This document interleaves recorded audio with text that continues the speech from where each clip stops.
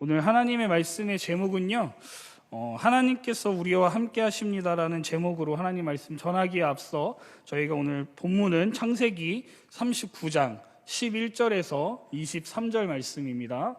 창세기 39장 11절에서 23절 말씀입니다.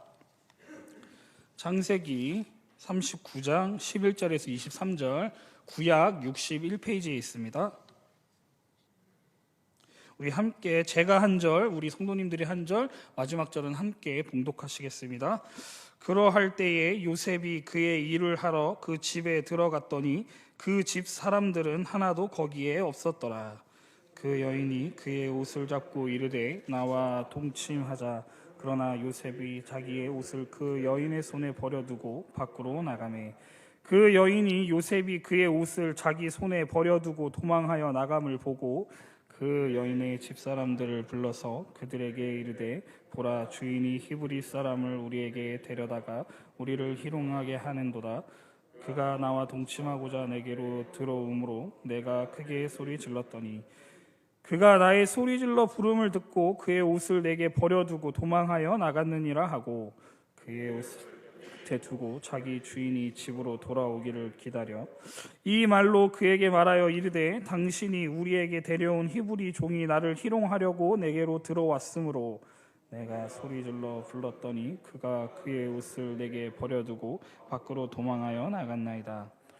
그의 주인이 자기 아내가 자기에게 이르기를 당신의 종이 내게 이같이 행하였다 하는 말을 듣고 심히 노한지라.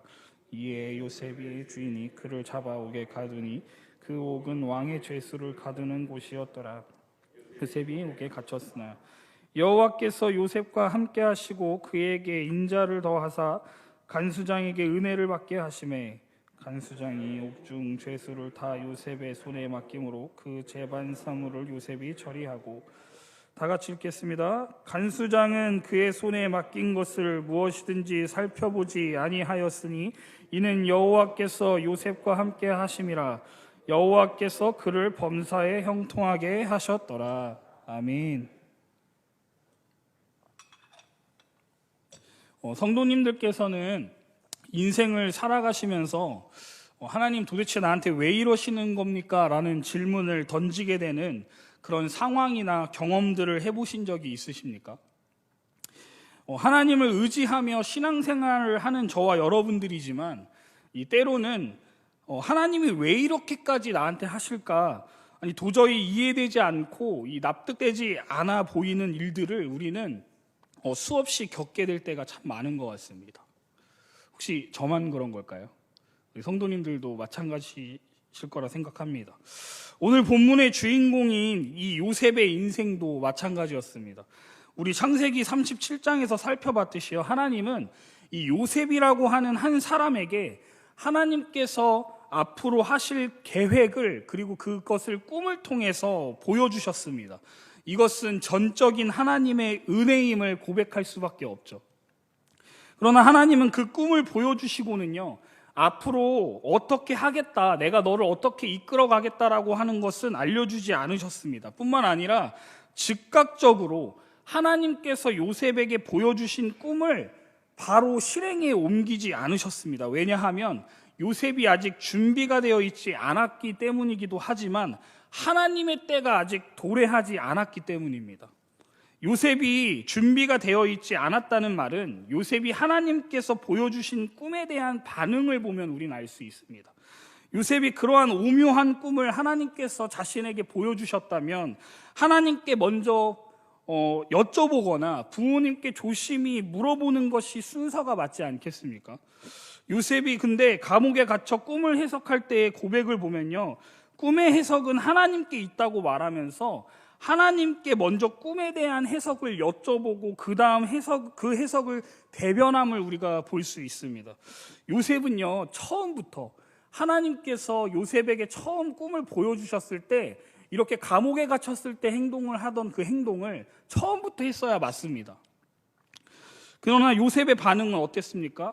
10명의 형들뿐만 아니라 아버지인 야곱조차도 자신에게 절을 할 것이라는 그 사실을 속으로 간직하지 않은 채 여기저기 형들에게 자랑하듯 이야기하고 다녔던 사람이 바로 요셉이었습니다. 안 그래도 아버지의 편애 때문에 상처받고 속상한 형들을 더욱 열받게 하는 철없는 아이였다는 거예요. 이렇듯 아직은 하나님의 일을 감당하기에는 이 세상에 대한 경험도 생각도 의지도 어느 것 하나도 온전하지 못한 사람이었음을 우리는 성경을 통해서 확인할 수 있습니다. 요셉은 하나님께서 자신에게 보여주신 꿈이 어떻게 전개되어 가는지 깨닫는데도 굉장히 많은 시간이 걸렸음을 우리가 확인할 수 있습니다. 요셉이 내가 겪어왔던 모든 일들이 하나님의 계획 안에서 그분의 주권 아래에서 행해진 일이었구나라는 것을 언제 고백하게 되죠? 애굽의 총리가 된 이후에 형들이 자신에게 절하고 먹을 것을 구하러 왔을 때 그때 깨닫게 됨을 고백함으로 우리가 알 수 있습니다. 주안의 한몸된 지체 여러분, 혹시 여러분들에게도 현재 이해가 되지 않는 어려움이나 환경 속에서 단 하루도 하나님을 의지하지 않고는 살 수 없는 분 혹시 계십니까? 하나님 없이는 지금 수만 번 제대로 쉬기 어려운 상황을 혹시 지나고 계시는 분이 계십니까? 그렇다면 오늘 말씀을 통해서 하나님께서 나와 함께 하신다는 사실을 기억하시기 바랍니다. 우리 39장 2절을 한번 보십시오. 39장 2절을 보시면 요셉이 애굽에 팔려가 바로의 신하인 친위대장 애굽 사람 보디발 집에 들어가면서부터 하나님은 요셉과 함께 하심으로 라고 나옵니다. 성경은요 분명히 요셉과 함께 하고 계신다라고 지금 증거하고 있습니다. 39장 1절부터 6절까지 보면 하나님이 함께 하신다는 그 증거까지 알려주고 있어요. 마치 성경은요 지금 하나님이 요셉과 철저하게 함께하고 계시다는 사실을 알려주고 싶은 것처럼 얼른 3절에 또 이야기합니다. 그의 주인이 여호와께서 그와 함께 하심을 보며 또 여호와께서 그의 범사에 형통하게 하심을 보았더라. 아멘. 요셉의 주인인 보디발이 보기에도요 지금 요셉은 뭔가 달라 보입니다.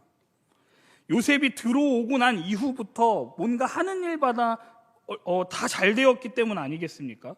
흔히 세상 사람들은요 이러한 현상 등을 겪게 되면 운이 좋았다라고 말합니다. 아니면 내가 노력한 만큼에 대한 결과를 얻었다라고 이야기할 때가 참 많습니다.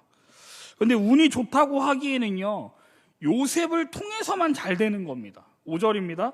그가 요셉에게 자기의 집과 그의 모든 소유물을 주관하게 한 때부터, 언제라고요? 요셉에게 모든 것을 맡긴 때부터 잘 됐다고 합니다. 하나님께서 요셉을 형통하게 하시고 이러한 복을 주신 이유가 무엇일까요? 바로 하나님의 약속, 즉 언약을 신실하게 지금 이행하고 계시기 때문입니다. 그러면 누구와의 약속이었죠? 창세기 12장 2절과 7절에 하나님께서 아브라함을 부르시면서 하신 약속을 혹시 기억하십니까? 내가 너로 큰 민족을 이루고 내게 복을 주어 네 이름을 창대하게 하리니 너는 복이 될지라 라고 말씀하셨습니다. 이어서 7절에서는요 내가 가나안 땅을 내 자손에게 주리라 라고 약속하셨기 때문에 하나님은 지금 하나님의 약속을 이행하는 도구로 요셉을 선택하시고 사용하고 계시는 겁니다. 그런데 이러한 하나님의 언약을 방해할 수 없음에도 불구하고 지금 언약의 대상자로서 쓰임받고 있는 사람을, 그 요셉을 유혹하여서 넘어뜨리려고 하는 사람이 지금 성경에 갑자기 등장합니다. 그게 누구죠? 네, 바로 요셉의 현 주인인 보디발의 아내입니다. 7절입니다. 그 후에 그의 주인의 아내가 요셉에게 눈짓하다가 동침하기를 원하니 청하니, 여기서 우리는 눈여겨봐야 할 것이 있습니다. 여러분, 죄의 유혹은 점차적으로 강하게 우리를 유혹한다는 겁니다. 한 번으로 끝나지 않는다는 얘기예요. 처음에는요 눈짓으로만 유혹했다고 합니다. 눈으로 신호를 줬다는 건 아니겠습니까? 내가 널 마음에 들어하고 있어 라는 그 오묘한 딱 누가 봐도 느낄 수 있는 그런 눈짓으로 유혹한 거죠. 이때 우리는 죄의 유혹에 어떻게 반응해야 하는지, 어떻게 대응해야 하는지를 지금 보여주고 있습니다. 요셉이 그러한 모습을 보여주는데, 요셉과 같이 하나님께서 나에게 베푸신 은혜를 기억할 때 이런 고백이 나올 수 있게 되는 겁니다. 9절입니다. 큰 악을 행하여 하나님께 죄를 지으리까 하나님께서 형들이 나를 죽이고자 할 때에도 살려주셨고 이제는 당신의 남편이자 나의 주인인 보디발을 통해 이곳에서 형통하게 하사 내가 하는 일마다 주인이 복을 받게 하시도록 은혜를 베푸신 하나님 등에 내가 어떻게 등에 칼을 꽂을 수 있겠습니까? 나는 그럴 수 없습니다라는 고백이 죄의 유혹이 들어올 때 어떻게 이겨낼 수 있냐면 하나님이 나에게 베푸신 은혜를 기억할 때 이 죄의 유혹을 이겨낼 수 있다는 얘기예요. 사랑하는 성도 여러분, 죄의 유혹이 올 때요, 여지도 주면 안 됩니다. 여러분, 단칼에 잘라내야 합니다. 만약에 요셉이 보디발의 아내의 눈짓에 만약에 반응했다고 한번 생각해 보십시오. 여러분, 그 순간 끝나는 겁니다. 마음을 주면 안 된다는 거예요. 두 마음을 품으면 안 된다는 겁니다. 여러분, 야고보서에서도 나오듯이 두 마음을 품지 말라라고 하는 말 중에 뜻은 뭐냐면 하나님도 사랑하면서 동시에 죄악도 사랑하면 안 된다는 얘기예요. 여러분, 그 유혹을 단칼에 요셉은 잘라버렸습니다. 하나님의 은혜를 기억했기 때문입니다. 그러면 죄의 유혹이 이제 단칼에 잘랐으니까 죄의 유혹이 더 이상 나에게 다가오지 않을까요? 더 담대한 방법으로 우리를 찾아옵니다. 10절입니다. 여인이 어떻게 유혹하죠? 10절에 날마다, 여러분, 눈짓으로만 했던 유혹이 이제는 대놓고 날마다 나랑 죄를 범하자고 덤빈다라고 지금 말하고 있습니다. 이때 요셉이 어떻게 합니까? 처음에는 말씀으로 뿌리칩니다. 내가 하나님께 범죄할 수 없습니다. 사탄아 물러가라 라고 하듯이 말로 거부합니다. 그런데 이제는요, 대놓고 매일같이 자신에게 다가와 유혹하려고 하는 사람에게 말로만 끝내지 않고 이제는 행동으로 보여주고 있습니다. 어떻게 하죠? 그 자리를 피해버렸다고 말합니다. 함께 있지도 아니하니라 라고 말하고 있어요. 여러분, 이 정도 했으면요, 이 정도로 말로도 얘기했고 행동으로도 보여줬으면 보디발 아내도 수치감을 느끼고 내가 잘못했구나 깨닫고요, 안 그래야 되는 거 아니겠습니까? 그런데 죄라는 것이 참 무서운 게, 여러분, 혼자만 망하고 무너지면 되는데 마치 물귀신 작전을 하듯이 다른 사람과 같이 멸망하려고 한다는 겁니다. 더 큰 계획을 가지고 이제는 요셉을 기다리고 있습니다. 11절과 12절입니다. 요셉이 지금 평소처럼 자신의 일을 하려고 아무도 없는 집에 지금 들어갔는데 누가 있죠? 보디발의 아내가 기다리고 있습니다. 마치 기다렸다는 듯이 지금 요셉을 기다리고 있는 거예요. 그리고 요셉에게 말합니다. 그동안 여성으로서의 매력으로 요셉을 유혹하고 차지하고 싶었다면 그 모든 것을 실패하자 자신의 지위와 힘으로 요셉을 이기려고 함을 우리가 지금 볼 수 있는데요. 나와 동침하자는 말은 히브리어 원문으로 보면 내 옆에 누워라 라는, 여러분, 명령임을 볼 수 있습니다. 여러분, 이게 무슨 말입니까? 넌 내 종이라는 거예요. 넌 내 명령에 따라라고 지금 말하고 있는 겁니다. 여러분, 요셉은요, 보디발의 주인이기도 하지만 아내이기 때문에, 보디발의 아내이기 때문에 그 주인의 말에, 아내의 말에도 순종해야 되는 것이 맞습니다. 주인의 명령에 따르는 것이 종이 해야 할 역할이 맞습니다. 그런 따르지 않는다면 분명 어떤 명분으로든 요셉을 죽일 수 있습니다. 그러나 요셉은 그 명령에 순종하지 않음을 우리가 볼 수 있습니다. 여러분, 자신의 옷을 잡고 죄를 범하려고 하는 그 옷을 던져버리면서까지 도망쳐 나옴을 볼 수 있습니다.